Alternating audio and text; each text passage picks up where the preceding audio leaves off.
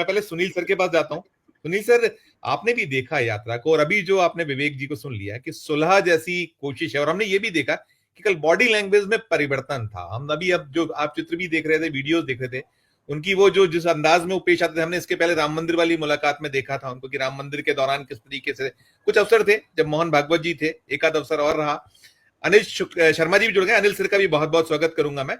तो सुनील सर, जो body language, जो चीजें निकली है सुलह की बात, और ओवरऑल जो स्थितियां रही हैं, संघ जिस तरीके से, ठीक है संघ के जो एजेंडा को तुमने पूरा किया है, जो जो एजेंडा संघ के रहे हैं, हिंदू राष्ट्र वाला तो खैर अभी उस पर काम कहीं ना कहीं चल रहा है, लेकिन राम मंदिर बन चुका है या 370 वाला मामला पूरा हो चुका है, लेकिन इन सब के बीच में मोदी का विकल्प क्या होगा? क्योंकि मोदी आज जिस तरीके से भारतीय जनता पार्टी के लिए वोट गेन करते हैं, क्या विकल्प कुछ दिखता है आपको? तो ये कहीं मोदी जी में है कि उनके बिना शायद काम नहीं चल पाएगा, इसलिए वो इस तरीके से पेश आते हैं, प्रस्तुत आते हैं, और संघ का क्या रुख, क्या रवैया आप आगे जो कल की मुलाकात के बाद देखते, या आपका जो विश्लेषण क्या कहता है? सुनील सर।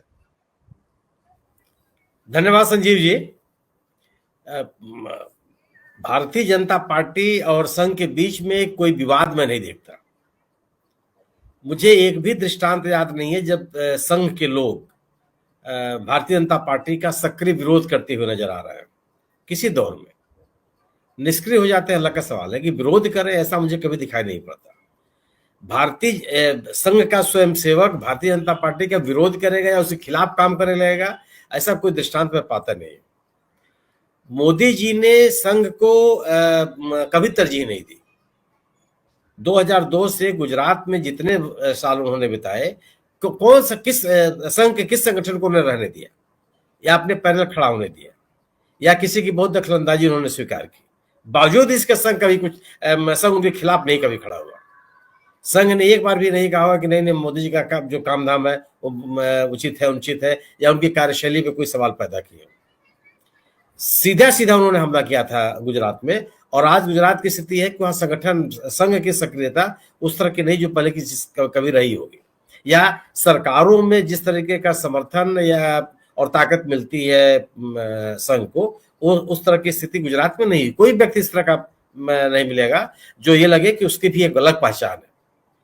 हाँ, ये भी सही है कि संघ के लिए कोई व्यक्ति महत्वपूर्ण नहीं है।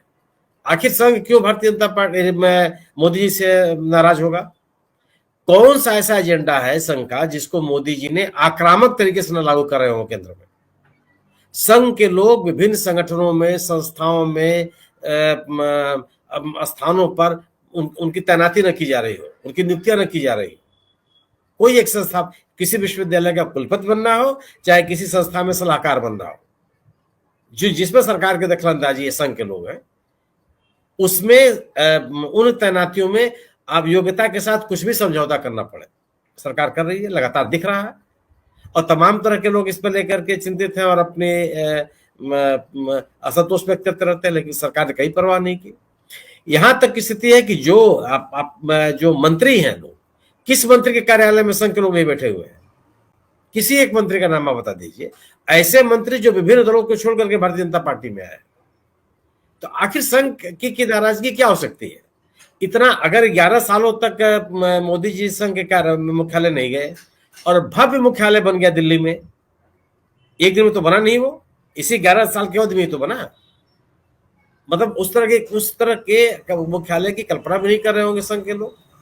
जो जिस जगह पे अभी मोदी जी गए थे, उसके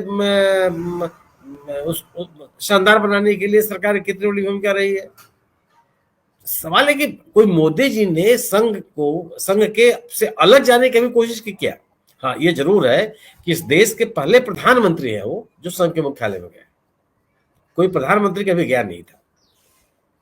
तो और यह उन लोगों के को निकटता दिखाने की स्थिति हो सकती है कि जिनके मन में किसी तरह के संदेह पैदा हो रहे हो।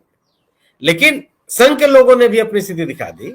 संघ के जो नेता ये आरएसएस के मुख्यालय में प्रधानमंत्री के इर्द गिर्द दिखाई पड़ रहे थे, जब वो दीक्षा भूमि में गए हैं डॉक्टर भीमराव अम्बेडकर के स्थल पर, वहां कोई भी संघ का नेता नहीं दिखाई पड़ा, कोई चित्र नहीं दिखाई पड़ते। संघ का अपना रुख और रुझान और अपनी सोच साफ है। और मैं यह नहीं मानता हूं कि संघ में और बीजेपी में किस तरह का विरोध भी हो सकता है। आपसी संगठनात्मक कोई संघ और बीजेपी, असहमति। सुनील जी, संघ, माफी चाहूंगा, संघ और बीजेपी नहीं, लेकिन मोदी शाह और संघ के बीच कहीं थोड़ा सा हर बार ऐसा निकला है। और जो यदि आप जो अभी जेपी नड्डा की हम बात करें, जेपी नड्डा का वो बयान, तो वो तो कहीं ना कहीं आप देखिए 240 पर यदि अरे उस जेपी नड्डा के उस बयान पर संघ के किसी नेता ने कोई आपत्ति की क्या? तो ये कोई 240 पे सार्वजनिक कोई 240 पर आकर टिक गई, ये तो कहीं उसमें ध्वनित हुआ कि उसने हाथ खींचे। देखिए यह एक अलग तरह का नैरेटिव है। भारतीय जनता पार्टी की सर्वाधिक शाखाएं केरल में चलती हैं, कोई जगह नहीं है। भारतीय जनता पार्टी की शाखाएं पश्चिम बंगाल, तमिलनाडु, कर्नाटक में भी चलती है, कोई स्थिति नहीं। जब भारतीय जनता पार्टी जीतने लगती है तो उसमें संघ का योगदान है, हारने लगती है तो संघ का योगदान नहीं होता। हिमाचल प्रदेश में बीजेपी हार गई तो क्या उसमें वहां संघ काम नहीं कर रहा है? जब राजस्थान में अशोक गहलोत की सरकार ने हराया था, उनको अशोक गहलोत हराया था राजस्थान में, उस समय क्या संघ वहां कार्य नहीं कर रहा? यह भी एक अलग तरह का परसेप्शन है कि साहब संघ सक्रिय हो गया। अरे संघ निष्क्रिय कब था? मैंने 2004 का जब चुनाव हो रहा था उस समय संघ सक्रिय नहीं था क्या? यह भी भारतीय जनता पार्टी के लोगों का एक तरह का एक महिमा मंडन है संघ को लेकर के। संघ इतना बड़ा संगठन है जिस दो भूतों न भविष्यति। निश्चित रूप से संगठन के मामले में एक मजबूत संगठन है, समर्पित कार्यकर्ता उनके हैं, अपना बहुत ही शांत तरीके से अपना काम करते रहते हैं वो। लेकिन ऐसा भी नहीं है कि वो एकमात्र पूरे समाज में ऐसा घुल गए हैं कि जहां चाहेंगे वही लोगों को लेके चले जाएंगे। और संघ निष्क्रिय था तो 240 हो गए, और संघ सक्रिय हो जाएगा तो 540 हो जाएंगे। ये भी संघ को महिमा मंडित करने की कोशिश है। संघ कभी निष्क्रिय नहीं रहता। मैंने कोई चुनाव नहीं देखा आज तक जिसमें संघ के लोग निष्क्रिय हो और घर बैठे हो। एक चुनाव में नहीं जानता हूं, विभिन्न राज्यों में देखा हूं और अलग अलग संसदीय क्षेत्रों, विधानसभा क्षेत्रों में देखा। अपनी पूरी ताकत से संघ लगता है वो और उसको सफलता से जोड़ देना और असफलता के साथ कह देना कि निष्क्रिय, ऐसा नहीं है। तो सुनील सर से एक टिप्पणी था। सुनील सर, ये तो है कि मोदी जी का विकल्प नहीं है, और आप जो कहा कि ऐसा दिखता है हम लोगों को, या हम पाते हैं, लेकिन अंदर से सब एक है। लेकिन विकल्प तो चाहिए होगा, एक चीज। और दूसरा ये भी है कि संघ जो है वो प्रोडक्ट तो बनाना जानता है, ब्रांड तो बनाना जानता है। मोदी जी वाली जो अभी अनिल सर ने बात कही, ब्रांड तो बनाया गया, उसमें बहुत बड़ा योगदान संघ का ही रहा। तो अब जब आगे कभी ऐसी स्थितियां बनती हैं, होती हैं, और कब तक, और दूसरा एक ये भी है, मैं ये भी आपसे चाहूंगा जवाब दीजिएगा, आप हमारे दर्शकों को बताइएगा कि 75 का फार्मूला आप ही ने लागू किया था। अब आज जब आप आ रहे हैं तो आप हो रहे हैं, ठीक है, अभी ये टेन्योर पूरा कीजिए। 29 के पहले वो फार्मूला कहीं ना कहीं आपके लिए आवाज तो उठेंगे जिनका कहीं कैरियर जो तबाह होने वाला है। तीसरा टेन्योर आपका हो जाएगा तो जो बाकी लोग लाइन में है, तो ऐसी स्थितियों में आपको क्या लगता है कि आपको चीजें, आवाजें कुछ बढ़ेंगी, उठेंगी, जो सब चल रहा है पर्दे के पीछे? सुनील सर, भारतीय जनता पार्टी में कभी कोई सी विद्रोह की स्थिति देखी है आपने? नहीं, विद्रोह नहीं मैं कहता, मैं तो एक विकल्प की बात, विद्रोह नहीं, नहीं। विकल्प की बात मैं कर रहा हूं। कोई भी अगर कोई असंतोष भी है, कोई निकल के आया सड़क पर, आप नितिन गडकरी साहब भारतीय जनता पार्टी के राष्ट्रीय कार्य समिति में नहीं है, उनके मंत्रालयों की संख्या घटा दी गई, क्या वो संघ के नजदीक नहीं है? किसे रोक लिया उनको? भारत संघ ने, मेरा अपना मानना है कि भारतीय जनता पार्टी में ऐसा कुछ भी नहीं होता जिसको संघ न चाहता हो। संघ की स्वीकृति से ही सब कुछ होता है, और संघ को नकारने की ताकत किसी के पास नहीं है। क्यों? कि अगर जो कोई भी बीजेपी से अलग होगा या जिसको संघ अपनी तरफ से उपेक्षित कर देगा, उसके पास कोई ताकत नहीं है, कितना बड़ा नेता हो। जी बिल्कुल। नरेंद्र मोदी जी के आविर्भाव के, राष्ट्रीय फलक पर आविर्भाव के पहले भारतीय जनता पार्टी के बहुत बड़े नेता थे कल्याण सिंह जी। जी, भारतीय जनता पार्टी का साथ छोड़ते ही उमा भारती को आप याद कर लीजिए अपने राज्य में। जी हाँ। मैंने कांग्रेस के खिलाफ एक व्यापक माहौल तैयार करने का श्रेय अगर किसी को दिया जाना चाहिए तो उमा भारती को दिया जाना चाहिए। जी, भारतीय जनता पार्टी से अलग होते ही पार्टी का एक कार्यकर्ता उनके साथ नहीं गया। ठीक बात। ये इस पार्टी का अपना चरित्र है। और संघ को इतना खेलने की आवश्यकता है? मेरा अपना मानना है कि संघ सरकार और संगठन के बीच में किसी भी तरह की तनाव की स्थिति नहीं पैदा होने देगा। अगर अगर अगर मैं संजय जोशी अगर आप पार्टी के प्रदेश अध्यक्ष हो जाते हैं, राष्ट्रीय अध्यक्ष हो जाते हैं, तो मान लूंगा ठीक है कि मेरा आकलन गलत था। लेकिन मेरा अपना मानना यह है कि आज सरकार को अस्थिर करने, कमजोर करने, संगठन और सरकार में किस तरह के संघर्ष, कोई संदेश राष्ट्रीय स्वयंसेवक संघ नहीं देना चाहेगा अपने समर्थकों के बीच में, अपने कार्यकर्ताओं के बीच में। आपने कहा कि 75 साल का नियम, अरे इसी पार्टी ने कहा था कि एक व्यक्ति एक पद। जेपी नड्डा साहब आपके सामने उदाहरण है, ठीक बात। कई लोग आपके सामने उदाहरण है कि मंत्री भी हैं, पार्टी अध्यक्ष भी हैं, अन्य पद उनके पास बने हुए हैं।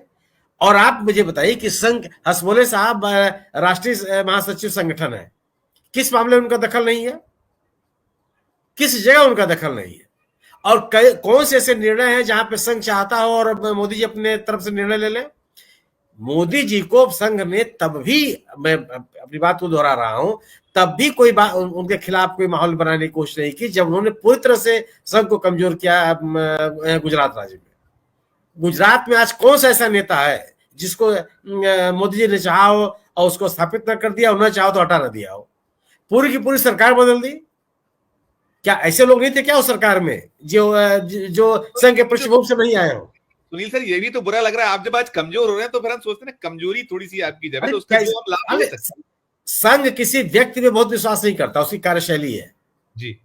वो अपने संगठन मोदी जी सामने आ गए अब किसी और को लेकर क्यों आगे बढ़ जाएंगे? कि अटल बिहारी वाजपेयी का कद तो बहुत बड़ा था, कई बार तो संघ से, कई बार संघ उससे असंतुष्ट होता था। आज संघ के झंडा बरदार, जो सब बहुत बड़े झंडा बरदार हैं, उनकी क्या स्थिति है सरकार में और पार्टी संगठन में? डॉक्टर जोशी जैसा संघ के लिए समर्पित कार्यकर्ता कहां मिलेगा इनको? आडवाणी जैसे संघ का समर्पित कार्यकर्ता कहां मिलेगा? इस सरकार ने क्या हालत बना दी उनकी या उनके तमाम लोगों की? आज सेरेमोनियली जाकर के उनसे कभी एक दिन 2 दिन लोग मिलाते हैं, बाकी कौन से उनकी से है? इस सवाल है कि संघ किसी भी व्यक्ति को अपने लोगों के बीच में या ऐसे लोगों के बीच में जो मोदी जी का समर्थक है, क्यों संदेश देने जाएगा कि हम उससे संतुष्ट है, चाहे उनको हम कमजोर होते देखना चाहते हैं? क्या अगर मोदी जी से असंतुष्ट होने पर संघ का कार्यकर्ता मोदी जी को सत्ता से बाहर कर देगा, वो प्रयास करेगा कि सत्ता बना नहीं पाए? सवाल यह है कि संघ के लिए व्यक्ति महत्वपूर्ण है या उसका एजेंडा महत्वपूर्ण है? अगर उसका एजेंडा कांग्रेस में लागू कर रही है तो उनके साथ खड़े हो जाएंगे। अगर कहे कि हम हिंदुत्व के एजेंडे के साथ है, कोई विरोध करने नहीं जा रहा उनका। सवाल यह है ना कि संघ की प्राथमिकता, मेरी अपनी समझ है, संघ की प्राथमिकता उसका अपना एजेंडा है। अगर एजेंडा उसका ढंग से लागू हो रहा है, उसको कोई दिक्कत नहीं है, और वैसे किसी नेता के प्रति किसी तरह का अवरोध नहीं पैदा करने की कोशिश नहीं करेगी। ये तो संघ कह चुका है कि आप अकेले मोदी के नाम पर चुनाव नहीं जीत सकते हैं, इसी कल्पना करने की आवश्यकता नहीं है, बार बार कहा है। लेकिन सवाल इस बात का है कि मोदी जी का आज के समय में विकल्प का क्या है? किसको पार्टी ने तैयार कर दिया? कौन सेकंड लाइन तैयार कर दिया संघ ने किसी भी राज्य में? इन लोगों ने खत्म कर दी, इन लोगों ने खत्म किया। और दूसरी चीज गुजरात लावे, अरे किसी स्तर पर मैंने कहा कि अगर गुजरात के लोग या गुजरात लावे बहुत ताकतवर है तो संघ का उससे प्रभावित होने जा रहा है। सवाल है कि इसी सरकार ने संघ को यह महिमा दी है, जेट सिक्योरिटी में घूम रहे हैं मोहन भागवत साहब। माफी चाहता हूं, आपका फ्लो तोड़ना हूं, बहुत क्षमा चाहूंगा। शिकायतें तो संघ मुख्यालय पर ही होती है ना, चीजें तो वहां भी जाती है ना कि क्या कुछ चल रहा है, कि राज्य है देवेंद्र फडणवीस का और वहां गुजरात हावी है, उत्तर प्रदेश में योगी आदित्यनाथ है, वहां गुजरात हावी है, राजस्थान में जाइए वहां गुजरात, और आपने तो अब तो ये हो गया राजस्थान ले लीजिए, मध्य प्रदेश ले लीजिए, छत्तीसगढ़ ले लीजिए, ऐसे चीफ मिनिस्टर है कि उनकी कोई रीढ़ है ही नहीं। वो तो उनको ये कहा जाने लगा, अब तो मुनीम कहा जाने लगा कि मुनीम है ये लोग। तो संघ क्यों नहीं बोल रहा है?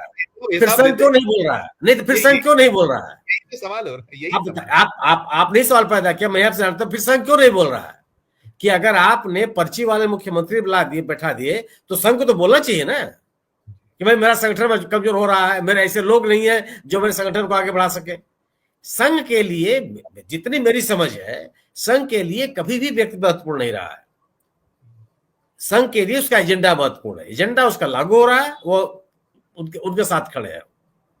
और उस किसी व्यक्ति के साथ संघ खड़ा होता रहा है जो संघ के एजेंडे को आगे बढ़ावे या संघ के एजेंडे के विपरीत कार्य करने वाली शक्तियों को कमजोर कर रहा हो, उसके साथ भी खड़े होते हैं। मेरा अपना व्यक्तिगत रूप से मानना है कि मोदी जी को कमजोर करने की कोई भी पहल संघ के स्तर पर नहीं हो सकती। बिल्कुल ठीक। और मेरा अपना मानना है कि कोई ऐसा व्यक्ति राष्ट्रीय अध्यक्ष नहीं बनेगा जो मोदी जी और पार्टी संगठन के बीच में टकराव का संकेत देता हो।